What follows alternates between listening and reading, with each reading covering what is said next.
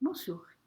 J'ai eu envie dans ce moment intermédiaire entre nos rencontres, puisque nous allons nous retrouver le vendredi 13 août, j'ai eu envie de partager avec vous un texte extrait des chroniques que j'ai lues, que je lis tout cet été, que j'aime bien parce qu'il me semble qu'il montre que on peut toujours entendre autrement, on peut toujours réagir autrement à tout ce que l'on nous dit.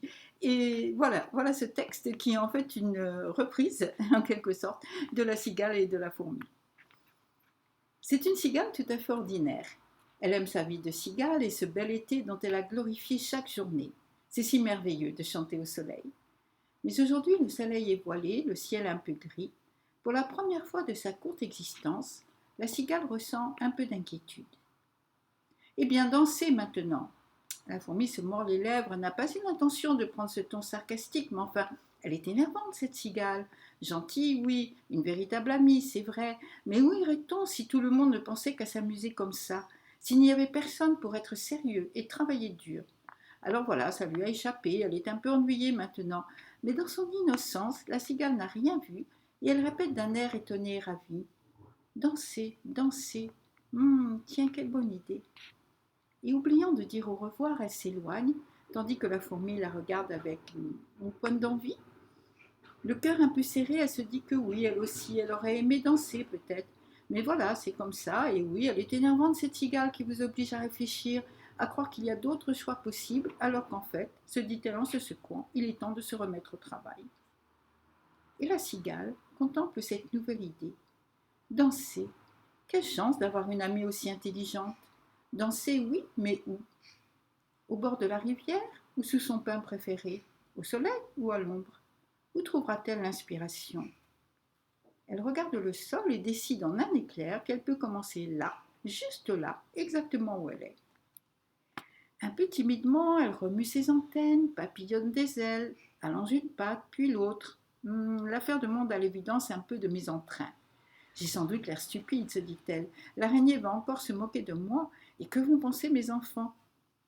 Mais peu à peu, le corps s'assouplit, l'air s'allège. Il lui semble qu'il y a un petit quelque chose qui a changé, mais est-ce à l'extérieur ou au-dedans d'elle-même? Elle ne pourrait le dire. Et la cigale danse. Le monde retient son souffle, puis pousse un long soupir de contentement. Sur les arbres proches, les feuilles rougissent un peu et, se dégageant des branches, se laissent doucement tomber vers elle. La cigale danse. Et le monde devient plus brillant, plus vaste. Les collines se desserrent, l'horizon recule, le ciel se soulève. Une douce brise rafraîchit la terre. Les herbes roussies par l'été acceptent l'hiver à venir et un autre printemps où elles ne seront plus. Et la cigale danse. C'est une cigale tout à fait ordinaire, pas très jeune ni très vieille, ni laide ni jolie. Elle a tant chanté au soleil et consciencieusement s'est efforcée de le faire bien, c'est-à-dire en faisant le plus de bruit possible. N'était-elle pas née pour ça? Annoncer l'été, la chaleur, faire entendre le temps qui passe. Insouciante et joyeuse, elle chantait sa vie, enfermée dans sa légère carapace, sans souci du monde qui l'entourait. Mais aujourd'hui, c'est différent. Elle danse pour le monde.